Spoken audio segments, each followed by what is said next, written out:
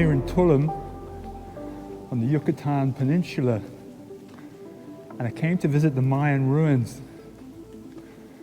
I really feel the compulsion to make a connection. Something's touched me in the heart ever since I've been here. I can feel the group that passed on, and I can also experience and see what happened to those who stayed behind. There was a kind of split that happened, and the Mayan civilization broke down between the 8th and 9th centuries, disappeared, broke down, and some carried on, but you can feel there was a great deal of suffering. I really wonder what work there is to be done, because I can feel a huge contraction on the plane of the emotions. The Mayan civilization supposedly broke down because of excessive deforestation, then drought and crop failure. And my feeling, my sense is that the main group learned how to let go at a deep level and conduct something called Maya Samadi, which is making a choice, conscious choice, being able to extract the soul, withdraw, and leave the body. And that's what I feel they were able to do as a group. That's my sense of it. That's what I get from the group, the ascended group. What is Maya Samadi? Let's explore what that is. To ascend is actually to pass through the density, not to extract from it. You have to integrate the soul, the fragments of soul that are stuck in the 3D.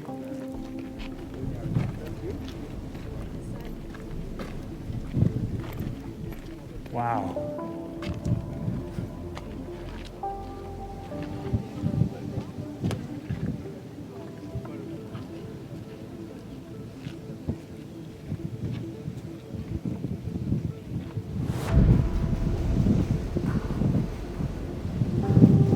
I feel to begin up there on the cliff face.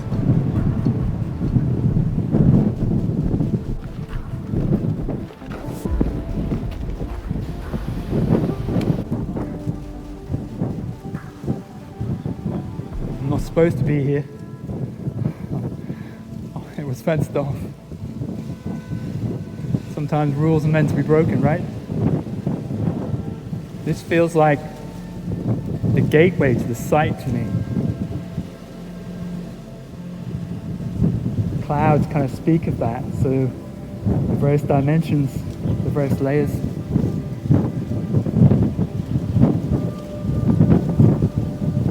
It's like a peaceful place, but a rugged place.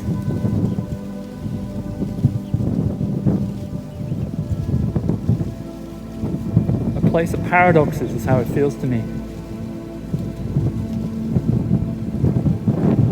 I better move on before I get ejected.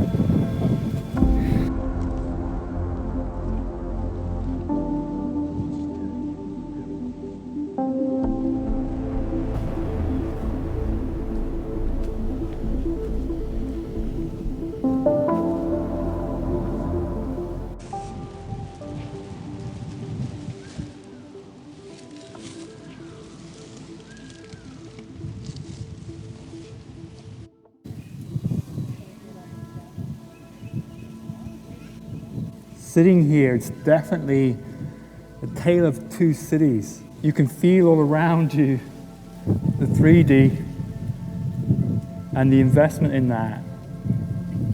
And that seems to block out, if you're attuned to it, the higher vibes. But also, as an open space, the rock holds higher dimensional energy. So you can definitely feel the presence of etheric elders here. And a disconnect, I can feel definitely a disconnect, and I felt that quite a bit.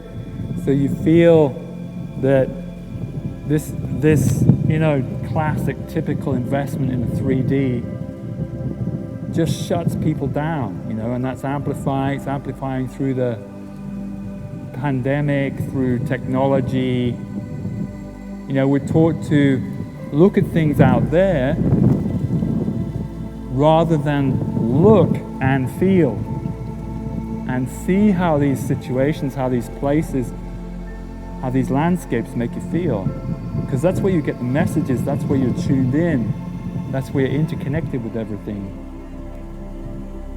And it feels to me like the Mayan civilization broke down in a very prophetic way, something we should really take note of in society right now. Their civilization, a very sophisticated civilization of culture and science and art, that broke down in a very short space of time, probably due to overexploitation of the land. And that's something we need to be aware of too. It's like we continue as if tomorrow is going to be just like it was today. And yet those who are tuned in, just like the Mayans, can feel we're culminating to this tremendous conclusion of the old paradigm. Yeah?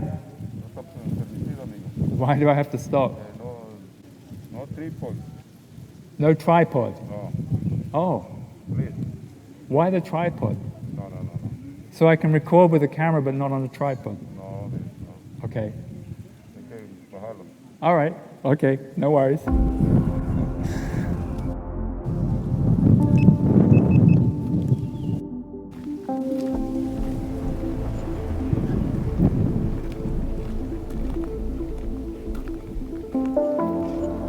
Working through your karma is like unpacking the past, brick by brick, stone by stone, experience by experience. But as arduous as that sounds, and certainly is, each step, each unraveling, each unwinding, it reveals another aspect of yourself. And so it's most definitely a double-sided coin. On the one hand is the karma, and on the other hand is the gateway and the expansion you pass through to move on.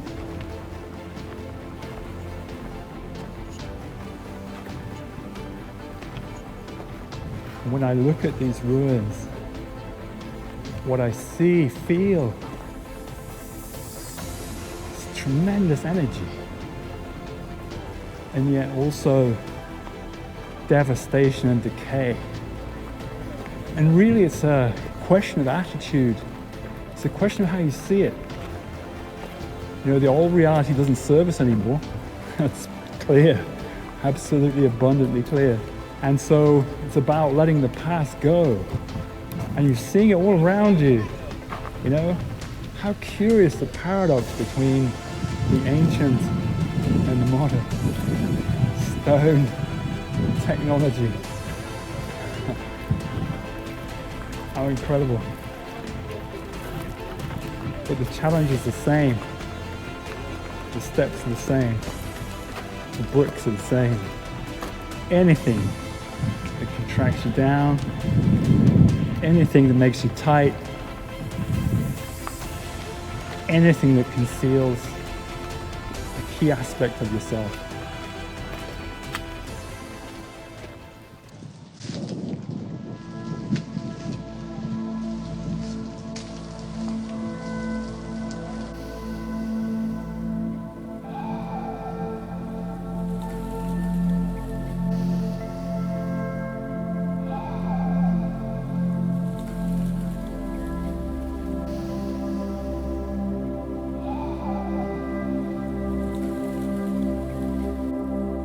So what exactly is Maya Samadhi? How does it work? It's something we're well accustomed to in the Openhand work. So basically what you're doing is you're activating all the buried fragments of soul that got stuck in the illusion, that got stuck in karma, in the physical, the emotional, the mental. You're activating those fragments through the normal, the usual passage of life, and feeling that, feeling the constriction, the contraction, the resistance, the frustration, the anxiety, feeling all of this, but rather than trying to suppress it, deny it, or take some quick fix, you're allowing it to activate, persist, move. And you're feeling into it. You're feeling into it. As you feel into it, it blows up around you. You're then equalizing with it. You start to see the reflection of your attachment. Where were you invested? What outcome were you either grasping for or pushing away? So this is all coming up. And the key is to turn into that, to work into it and let it go, to equalize, to normalize, to find equanimity as the one. It's what the shamans call soul retrieval. And those fragments then integrate into the mainstream of soul, and you're effectively emerging out. Well, what I should say is you're transcending, so you're passing through and emerging out. You're not distancing from. The soul completes the cycle through the lower vehicles, mental, emotional, physical. It's cycling through those active kundalini. And so there's nothing getting stuck in the densities. And you're allowing the transition, the expression of the lower self to continue unhindered.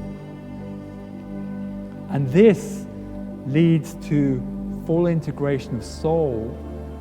And at the point where the soul realizes there's nothing more to be gained or learned from this reality, and as the reality is collapsing down, then the soul makes a decision. It's time to go. It's time to leave. But it is an empowered decision. It's not one that desperately needs to extract itself. It's a feeling, a sense that now is the time. You just know. You just know.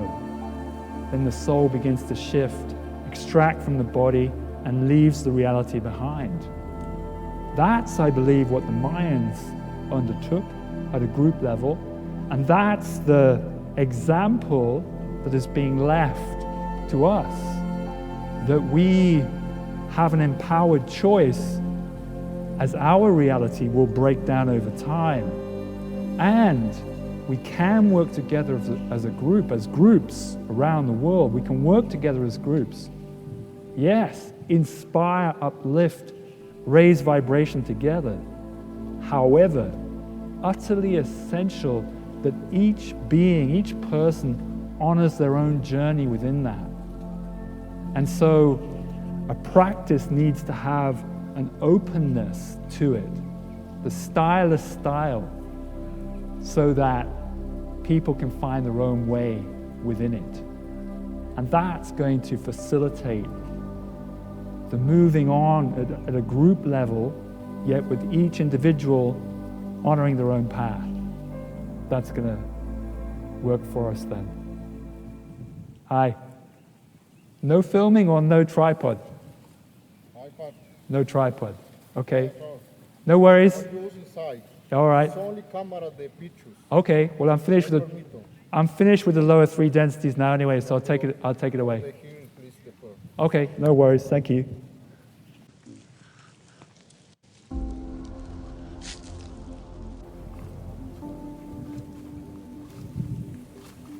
So I'm wondering what the synchronicity is around the tripod. Well, I guess the tripod represents stability. And in the 3D, And we don't necessarily have that. It's a rocky road. And that's okay. That's okay. We just have to be aware of it. And it's those stones again that you're walking upon that form the path down which you travel. So the stones represent the challenges, the obstacles, and from those obstacles, you build a pathway. So you're connected to the 3D, but very much aligned with the higher dimensional reality. Feeling that, letting it guide you, and having that inform your reality.